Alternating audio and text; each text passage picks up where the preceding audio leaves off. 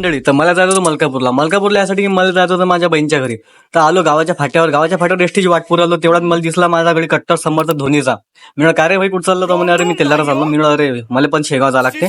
मग शेगावची एसटीची वाट पुरं आलो, पण शेगावची एसटी तर काही येऊच नाही. ते मला किल्ल्या वेळची जायला म्हणत, तू आता बस म्हणत. मी म्हटलं, अरे यार पुरा पस्का झाला म्हटलं. काय बा थोडी वाट पाहिली, मग तेवढ्याच शेगाव एसटी आली. बसलो मग एसटी मध्ये. त्यात बा जागा नाही भेटली. डायरेक्ट मागच्या सीटावर बसून गेलो. कोणी गर्दी पुरी पॅक होती. एकच किती वेळची एसटी आलीच नव्हती. आली तर शेवटी जागा पॅक होती.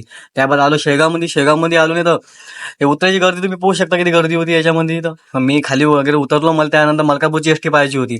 तर मलकापूरची एसटी पाहत मी शेगावमध्ये फिरलो. शेवटी मला मलकापूरची एसटी दिसलीच नाही. म्हणजे लागली बी असेल तर मला की असं दिसलीच नाही. काय माहित कोणी दिसली, नाव नव्हतं लिहिलं त्यामध्ये मलकापूर असं.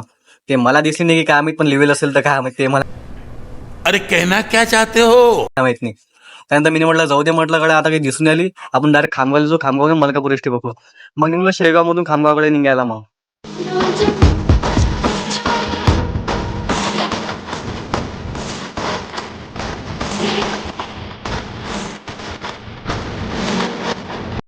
तर मंडळी, खामगावसोबत आपले गैरसंबंध होते. खामगावमध्ये आपले खूप सारे आठवणी आहेत, पण आता त्या आठवणी काही सांगू शकत नाही मी. मग त्यानंतर काय आम्ही खामगावमध्ये पोहोचलो तर काय बघतो रे बा, डायरेक्ट 3-3 एसट्या मलकापूरची लागेल. मी म्हणलं हे तर खूप बेस्ट झालं आपल्यासाठी. मग त्यानंतर माझ्यासाठी एक चांगली गोष्ट झाली की बसमध्ये काहीच गर्दी नव्हती. ना तर मागच्या बारीत मी आलतो ना, मला बसायला जागा भेटली नव्हती. उभंच चाललो गेलो तुम्ही. मग काढलं बा खामगाव ते मलकापूरचं तिकीट. मग निघलो आपल्या मलकापूरच्या इकडे. आणि एसटीमध्ये बसल्यावर एक चांगली फिलिंग आहे. मस्त आपल्याला खिडकीवर जागा भेटली आणि हेडफोन लावेल असले. अजून त्यामध्ये अजून गाणी आणि मोसम एवढा भयानक होईल, खतरनाक. आणि गाणी ऐकायची तर अलगच मजा येते त्यामध्ये.